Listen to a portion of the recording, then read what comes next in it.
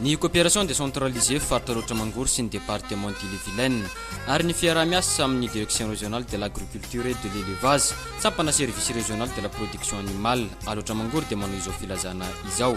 Ilazana isika mpimpomba peronono eto amin'ny faritra Rotramangory fa noho ny fiakaran'ny vidin'ny semence izay afarana avy any ivelany sy ny saran'ny fanafarana dia voatery izay nampiakatra ny saran'ny fampanarahana etanana na insémination artificielle. Raha 3 alina ariary izany teo aloha dia nampiakarina ho 5 alina ariary kosa ankehitriny ho an'ny fampanarahana iray. Izany saran'ny vaovao izany dia miaritra manomboka ny voalohan'ny volana marsa taona 2024 lasa teo. Mariana fa mitovy daholo ny saran'ny fampanarahana rehetra.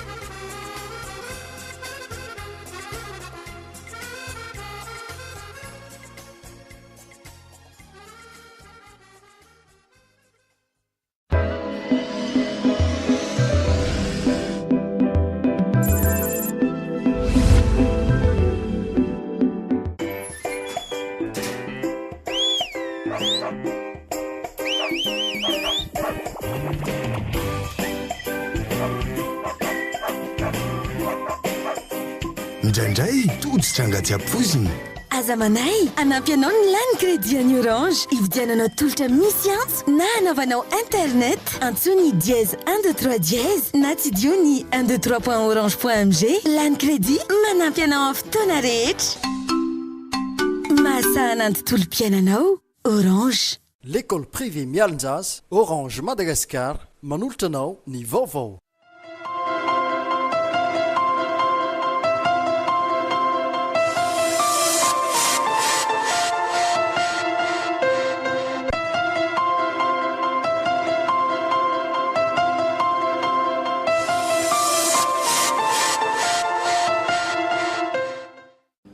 Amikaravona sy ampifaliana tonoklasy tompoko vavy ajaina no entiko miarabatsika atao anatin'izao fotoana ny fampalalam-baovao ito amin'ny Alma TV izao dia mankasitraka anao ihany koa tsy misaraka amin'izay fahita lavitra manao izay eto dia manasanao ampitiavana sy ampanajana ny tenako anaraka ny antsiam-piriam-baovao hatramin'ny farany. Araka ny hitantsika moa dia maromaro ihany ireo commune izay lasebatra tamin'ny fandalovany Renirivo-doza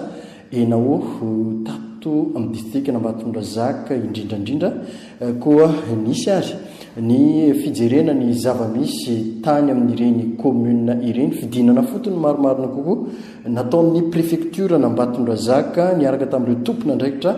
teo anivo ny faritra alaotra mangory koa tany amin'ny commune rurale Ambohitsilaozana iny no nanaovan'izy ireo izany. Tiavitsoa Andriana Panjakaina sy Miravatsoa Zavitsalama no anomeantsika ny vaovao misy kokoa mahakasika izay. Nidina ifotony nijery sy nanadiady ny zava-misy tany amin'ireo commune izay niarambona noho ny fandalovan'ny Rivo-doza enao teto amin'ny district n'Ambatondrazaka ny préfet d'Ambatondrazaka Andriamato Rakotondrasoa Daniel niaraka tamin'ireo tompon'andraikitra ambony eo anivo ny faritra Rotramangory sy ny ekipany ONN izay miandraikitra ny tsy fanjari-tsakafo eto amin'ny faritra ny 10 volana martsa 2024. Ny commune ambanivohitra Ambohitsilaozana no nanaovana izy ireo fitsidina voalohany tamin'izany izay nahitana tranondrava 300 trabona 720 sy 700 sy arivo ary namoizana ain'olona iray vehivavy 50 taona. Nankahery sy nitondra teny fampiononana ho any ireo fianakaviana manamanjo izy ireo.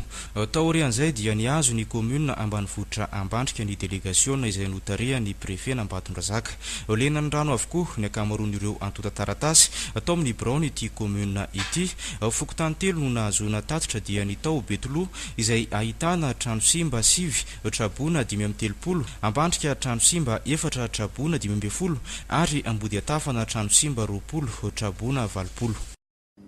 Maro dia maro araka ny fanambara teo ny commune izay nitondra faisana tamin'ny fandalovan'ny Rivo-doza enao iny. Mifandraika amin'izay indrindra raha toka tokony fety nankalazana ny andro ny vehivavy tato amin'ny district n'Ambatondrazaka dia nivadika ho asa fanampiana sy fankahirezana ireo havana izay trabona izany.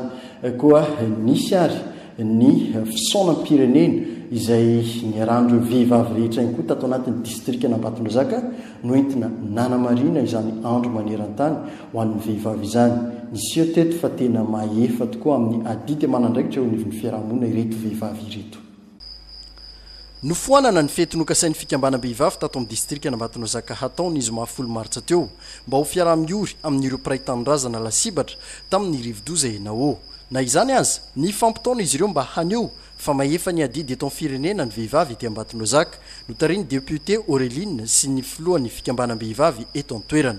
nosantarina tamin'ny fahanginana iray minitra ny fiaonan'izy ireo nitoy tamin'ny fititsimba hetra natao tamin'ny tsitrapo avy eo nampahery ireo fianakaviana namoy zanaka mianada nirotsan'ny trandro ny aliny 7 martsa teo teto Ambodimanga Ambatonga Zaka sy nanolotra fanampiana ireo trabona tao amin'ny commune rurale Ambohitsilaozana noho ny fiakaran'ny renirano tao an-toerana tsy tontosany efa ireo raha tsy nankinina tambavaka izany koa anisy ny fampao-pivavana tao amin'ny centre central Ambatonga Zaka isorana na BDB Andriamanitra ao ambony ao satria nanamina vina ry zahay vehivavy ny Valmars dia ratsitrany le izy tsy tateraka somatsara le izy dia nazy rerene ny fisorana azay atolotra ny vehivavy Valmars androany tsy adino amin'izany koa ny vadin'ny filoham-pirenena satria izy mihitsy no nampirisika ary namme zay voatsirambin'ny tanany koa mba entina hijerevana ny reto trabona aty amin'ny district Ambatonga Zaka ity PDB ny zavatra iainany reto vahoaka reto ka mba manao antsoavy amin'ny filoham-pirenena koa izahay ary mino sy matoky zahay fa manana filoha endry ary manana filoha mafantatra an'izay ataony izahay ka dia tsy manaritoky izahay fa ho voarainy filoham-pirenena zany fangatahana ataon'ny vahoaka izany ary mino sy matoky fa aisy valiny tsy ho ela izany tratrany tanjona napetraka izy ireo na dia tsy tamin'ny alalan'ny fety azany nankalazana ny andro ny vehivavy teto an-toerana fa tamin'ny fanefana ny adidy tamin'ny piray-tanindrazana vehivavy ny trabona betsaka vehivavy ny manao fety mankalaza Valmars tsy nataony hoe fety le izy malailo andreo namanay zay trabona tsisy trano ipetrahana ny sasany maty tsisy anyko hoanina izay no mahatonga an'izao hetsika izao fa tsy bonisa izany dia tonga dia fanatanterahana mihitsy ny le loha hevitra hoe vehivavy maefa ka ampisehoinay zany fa zay dia maefa tokoa ampiarabelona aminay izany hoe mahavity zay mandray andraikitra vo misy na dia hoe tokony fety ara ny lanonana natao araky ny volazana namana teo dia tonga dia fa ainay no namatika an'iny ho asa fandraisana andraikitra eo amin'ny mpiaramonina to tsy hijanona treto ny fanampiana ny mpiarabelona fa ho tohizana izay ny fanambina petraka ireto vehivavy eto Ambatonga Zaka ireto fakantahaka araka izany raha ny fihetsika izay nasion'ireto vehivavy reto amin'ity 10 martsa ity fa na tsy fety azany natao dia hita fa tsy nisy nialan-darana izy ireo hatramin'ny farany tamin'ireo hetsika fanampiana izay nitanterana tamin'ireo trabona ireo mankahery manokana ho an'ireo fikambanam-behivavy ireo satria maefa tokoa izy ireo amin'ny asa fampandrosoana koa mbola betsaka ny adidy sy andraikitra izay ho tanterana izy ireo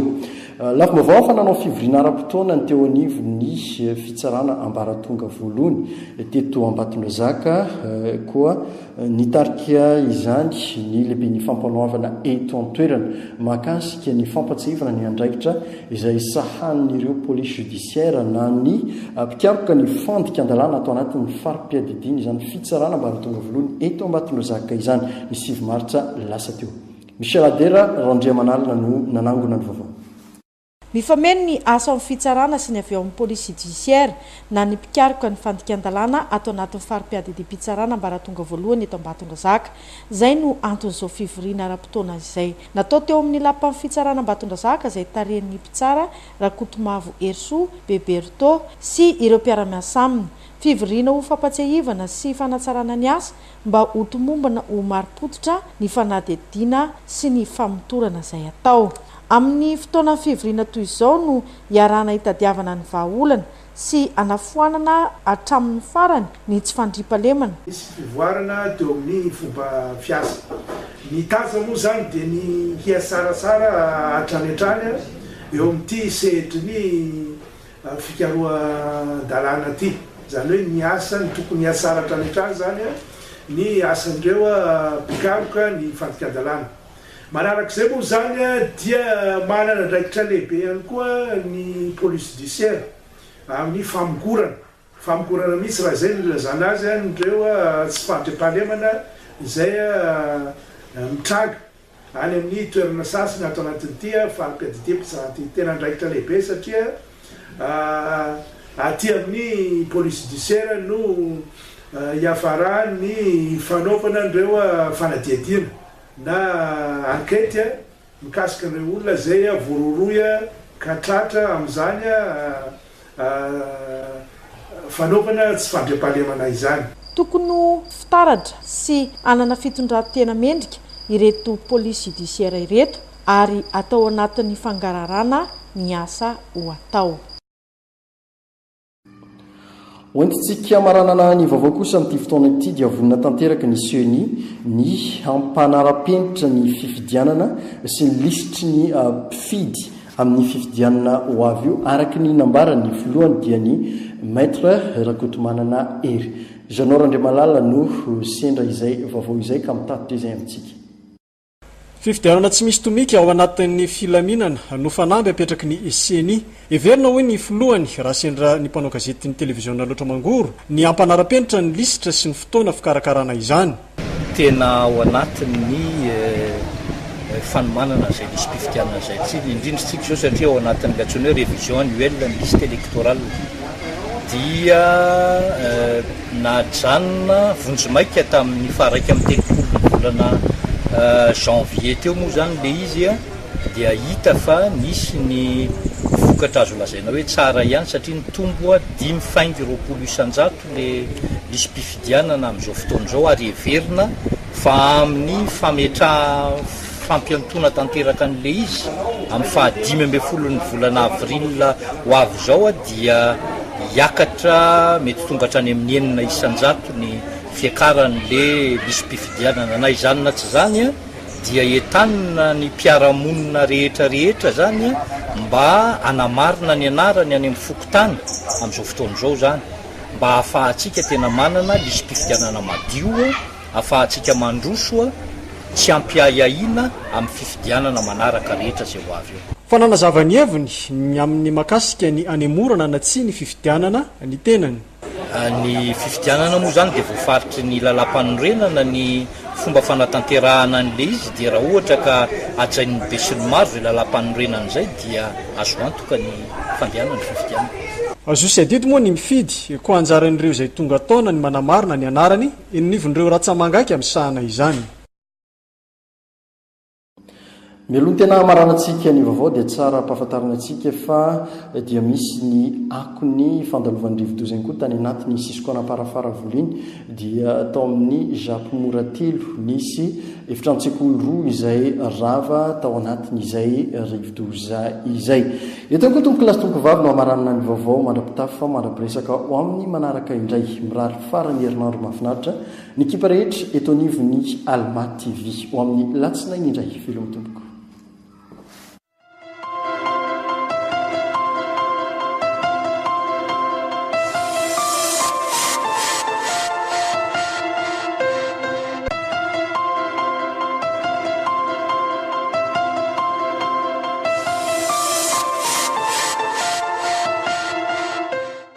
L'école privée Mialinjaz, Orange Madagascar, nanolotra anao teo ny vaovao. Tena milaira misy toerana anoratako izay tiako rehetra. Message kely ho an'ny olo tiako, na hafatra kely ho anahy, toerana mba hifampizarana, na koa mba hifalifaliana, miaraka amin'ny akamo, toerana manaraka foana anaty finday Orange. Mila mampiasa Facebook tsy manana yaya ahafahako mikomanty milike michat nefa tsy mandovo raha anao Facebook maimaim-pony ianao dia tsy indroiny hoe anohy raha vao mipotra izany famantarana ity ao ny findainao hipotra eo mifaritra volomparasy ny famantarana fa manao Facebook maimaim-pony ianao dia zahay Facebook Flex ahafahanao misafidy manao Facebook maimaim-pony na tsy Facebook maimaim-pony miaraka amin'ny Facebook Flex mahasana ny tontolo mpiainanao Orange.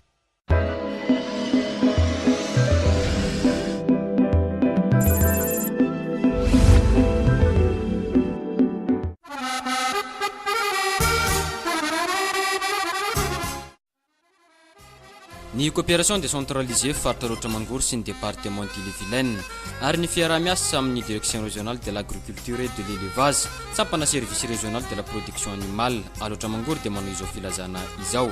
ilazana isika mpiopomba peronono eto amin'ny faritra roatra mangory fa noho ny fiakaran'ny vidin'ny semence izay afarana avy any ivelany sy ny saran'ny fanafarana dia voatery izay nampiakatra ny saran'ny fampanarahana entanana na insémination artificielle raha 3 alina ariary izany teo aloha dia nampiakarana ho 10 alina ariary kosa ankehitriny ho an'ny fampanarahana iray izany saran'ny vaovao izany dia miaritra manomboka ny voalohan'ny volana marsa taona 17 lasa teo mariana fa mitovy daholo ny saran'ny fampanarahana rehetra